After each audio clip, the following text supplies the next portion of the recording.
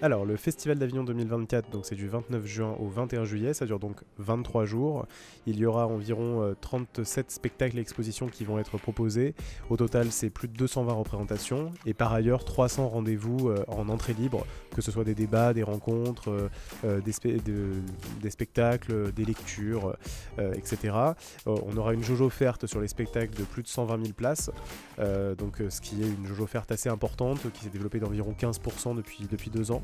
Dans l'idée en fait, du projet de développement du festival, on souhaite réussir à pousser le modèle économique dans un contexte aussi de contraintes budgétaires, notamment des soutiens publics, et qu'on comprend qu'il s'agisse des collectivités territoriales ou de l'État. Nous on pense que le festival doit être très volontariste sur le développement de son autofinancement, et donc ça passe aussi par un changement de modèle qui aussi s'intègre dans des logiques, je dirais, qui soient à la fois écologiques et économiques, de durabilité en fait du spectacle vivant. C'est très compliqué de présenter un spectacle par exemple émergent, par exemple à Paris, parce que les conditions sont compliquées. C'est parfois aussi très compliqué de commencer à diffuser dans sa région, parce que c'est la diffusion dans la région, ça nécessite aussi une espèce de connaissance de tous les acteurs du milieu culturel, des lieux de diffusion, etc. Donc venir au Havre, ça reste, et c'est pour ça qu'on a autant de spectacles en fait. On nous demande toujours pourquoi tout le temps ces spectacles. C'est parce que ça reste l'endroit où on peut présenter son travail, quelle que soit son origine.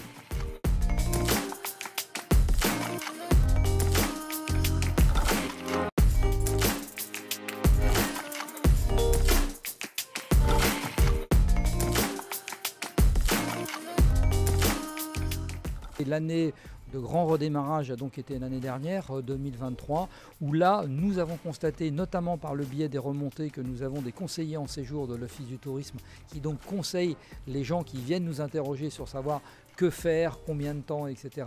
C'est là où les conseillers en séjour nous disent évidemment que cette demande de programmes diversifiés est en train de monter en puissance très fort, et c'est aussi pour ça qu'ils ont besoin d'avoir un contact direct avec les conseillers en séjour, parce que l'accès aux informations générales, ils l'ont par les moyens numériques.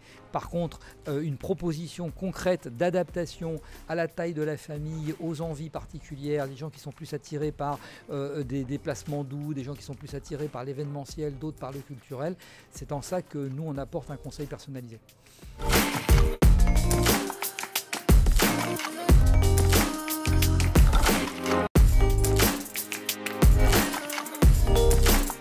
Le Festival d'Avignon aujourd'hui a développé une politique de mécénat qui répond à cette problématique de diversification de ressources propres.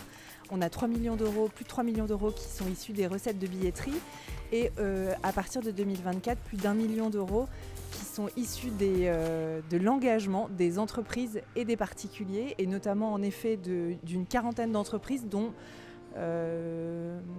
la très grosse moitié sont des entreprises du territoire. Au sein du cercle des entreprises, les secteurs sont vraiment, tous les secteurs sont représentés, que ce soit dans le secteur des services, dans le secteur du tourisme,